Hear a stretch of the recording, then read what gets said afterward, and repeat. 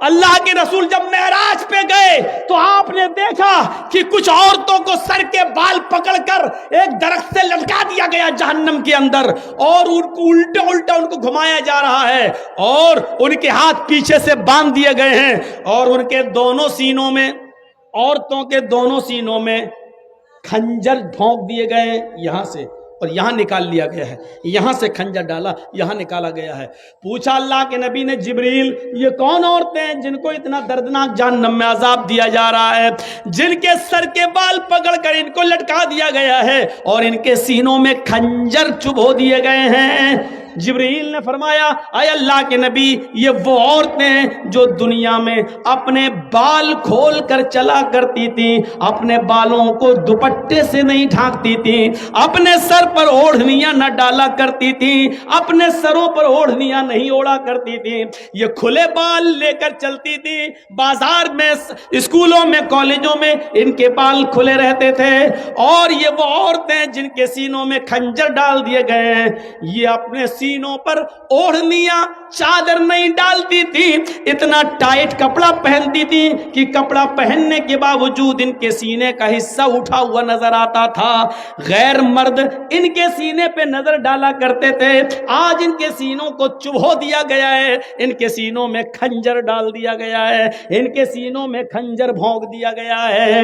ہماری ماں بہنیں یہ عذاب میں کہیں مبتلا نہ ہوں، ان کے سر کے بال پکڑ کر ان کو لٹکایا نہ جائے، ان کے سینوں میں کہیں کھنجر نہ چبھ ہو جائیں۔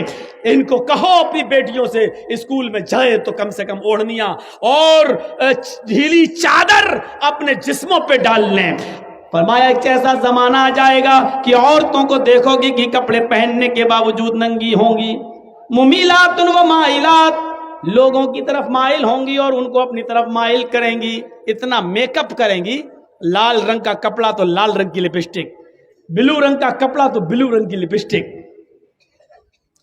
ہرے رنگ کا کپڑا تو ہرے رنگ کی لپسٹک، میچنگ نہیں بگڑنی چاہیے، میچنگ نہیں بگڑنی چاہیے۔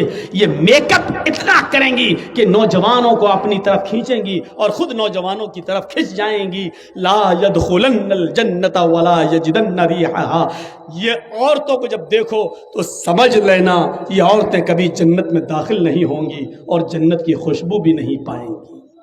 ایسی عورتوں پر اللہ نے جہنم واجب کر دی اور جنت کو حرام کر دیا، یہ عورتیں کبھی جنت کے اندر داخل نہیں ہوں گی۔ جنت میں داخلے کے لیے ڈھیلا ڈھالا کپڑا ضروری ہے، پردہ ضروری ہے۔ حضرت فاطمہ کا انتقال کا وقت آیا تو رو رہی تھی، کہا علی نے کیوں رو رہی ہو، ایک دن تو سب کو اس دنیا سے جانا ہے۔ کہا علی میرے شوہر، میری ایک وصیت ہے اس کو یاد رکھنا۔ بتاؤ تو میری بیوی ہی نہیں، محمد رسول اللہ کی بیٹی بھی ہو، بتاؤ کیا وصیت ہے؟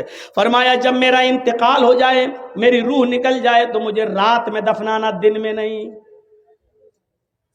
عشاء کی نماز کے بعد اندھیرے میں میرا جنازہ لے کر قبرستان جانا، دن میں نہیں۔ حضرت علی نے کہا یہ تم نے ایک نئی مصیبت میرے اوپر ڈال دی۔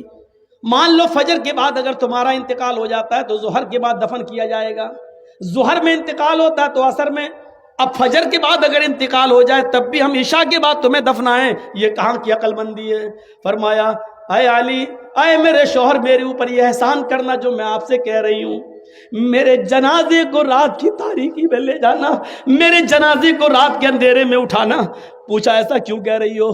کہتی ہے کہ میں ایسا اس لیے کہہ رہی ہوں کیونکہ میں یہ نہیں چاہتی کہ میرے مردہ جسم پر پڑے ہوئے کفن پر بھی کسی غیر مرد کی نظر پڑے، میرے مردہ جسم پر پڑے ہوئے کفن پر بھی کسی غیر مرد کی نظر پڑے۔ میں چاہتی ہوں کہ میرا جنازہ جب اٹھے تو میرے کفن کو بھی کوئی نہ دیکھے، میری شکل صورت تو بہت دور کی بات ہے۔ حضرت فاطمہ کی یہ نصیحت تھپڑ مار رہی ہے آج ہماری بیٹیوں اور ہماری بیویوں کے منہ پر، ہماری عورتوں کے منہ پر۔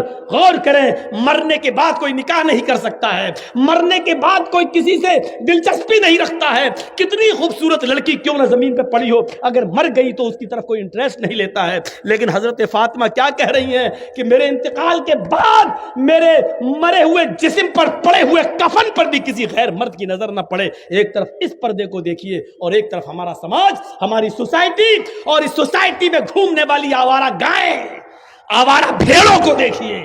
آج مجھے کہنا پڑ رہا آوارہ گائیں، آوارہ بھینسیں، آوارہ بکریاں، آوارہ بھیڑیں، ان کو کہنا پڑ رہا ہے۔ الفاظ کڑوے ہیں مگر حق بجانب ہوں، الفاظ سخت ہیں لیکن اللہ کی قسم غلط نہیں ہیں، الفاظ میں تھوڑی سی سختی ہے لیکن میں معافی نہیں مانگوں گا، کیونکہ معافی کا چندہ کرنے کی عادت میری نہیں ہے۔